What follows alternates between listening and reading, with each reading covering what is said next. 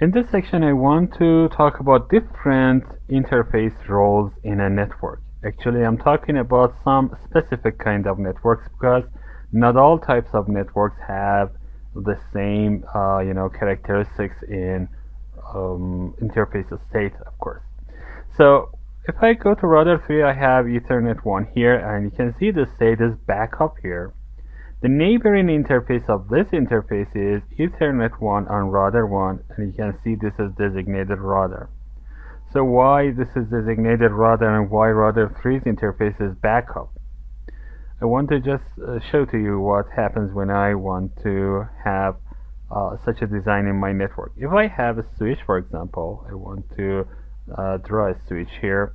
I just want to draw 4 different routers. This is the first one, this is the second one, this is the third one, and this is the fourth one.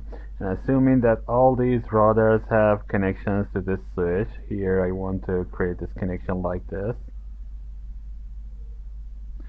I just draw the switch to show you that these routers have at least one interface in the same subnet. Actually, these interfaces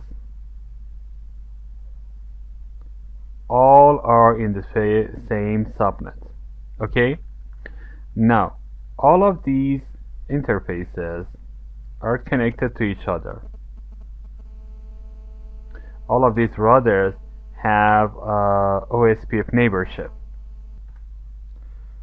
Now, what I want to talk about is this. I have adjacency with all of these routers, so I need to send my updates like this to all of these routers. To this router, oh my god, I need brush. To this router, to this router, and to this router. Now this router needs to send its updates to other routers, to this one, to this one, to this one, and the same goes for all routers. You can see that this is very complicated. I don't want to have this complicacy. What I want to have is this. I just want to make sure that this is my designated router. So all routers are sending these updates to this one. And this router, of course, is going to redistribute all of those updates to other routers. So I only have one point of redistribution. Actually, point of distribution. I don't want to confuse this redistribution that I want to talk about in later sections. Okay? So I want to have one distribution point, and this is going to be my designated router. How can I make sure that this router is going to be my distribution point? How can I make sure that this is going to be my designated router? What I want to do is to make sure that this has the highest router ID. And if it has the highest router ID, it is going to be designated router. Okay? Now there is one exemption to this rule. If one of these routers starts prior to other routers, earlier than the other routers, that is going to be designated router. And to make sure that this router is going to be designated router at all times, I need to make some changes to other interfaces configuration. I want to show you in later sections what needed to be done on this network.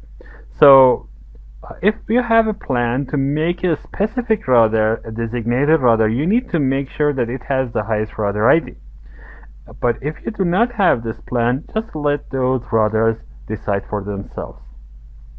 So I have the highest router ID on this router, and this is going to be the designated router on this interface, and designated router is assigned to a specific interface. Actually, this is designated router, but for this interface. If I have only 2 routers connected to each other, like this, one of the interfaces is going to be designated router, the other one is going to be backup, and it doesn't matter really which one is going to be designated router. But here you can see that I have 4 different routers, so this makes sense to select one of the routers as designated router. So what is the backup designated router? Actually, BDR or backup designated router is another router standby. If this designated router is going to, for example, fail for some reason, backup designated router is going to replace the role. And if DR comes back, backup designated router is going to go standby again. So I have a designated router that has the highest router ID. I have a backup designated router that has second to highest router ID. And I have DR others. Other router are all going to be DR other. And they are not going to be designated router unless designated router and backup designated router are lost. Now I want to go back to my network. Here in my network I only have one-to-one connections like this one. So it doesn't matter which one is going to be designated router, which one is going to be backup designated router. I don't care about this because I don't have many routers in the same subnet. But I just described you the process. So let's go back here and talk about something else. If for some reason I want one specific router to be designated router, what those cases should be. Let me show you. Let me delete all of these. Don't want to have these. Let me assume that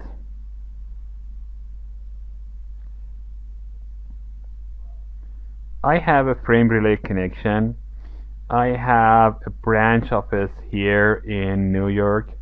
I have another branch office in New Jersey, in some small towns such as Islin. I have, for example, another branch in, for example, Nyack, and I have another branch in some other place here. So all of these are branches, and what I have is a direct link to New York office. I don't have connection between Nyack and, for example, Islin. I don't have connection between the other place and Nyack, so I only have this type of connection.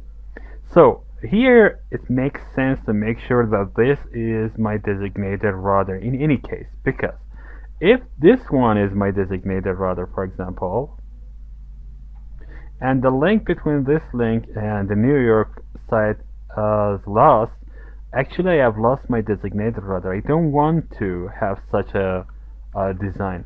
What I want to have is to make sure my designated router is in a site that is always accessible by most of my branches. So I need to make sure that this is designated router and other routers are not participating in the election of designated router. How can I do this? If I want to stop these routers from competing for becoming a designated router, I need to go to configuration of this interface and make sure that priority is 0. When priority is 0, even if I have the highest router ID in this router, it is not willing to participate in the election. So it is not going to be the designated router. So whatever priority is set in this router, that's okay. I just make sure that the priority is more than 0 in this router, and other routers in branch offices have a priority of 0. So I make sure that designated router is always accessible with most of my branches. So this is the only place that I need to go and handle the designated router role and backup designated router role. Actually, in other places I don't need to work on these concepts. So as I told you, I have only one-to-one connection between these routers. I only have two interfaces in the same subnet. So I don't need to worry about designated router and backup designated router. So I just talked about the logic behind that.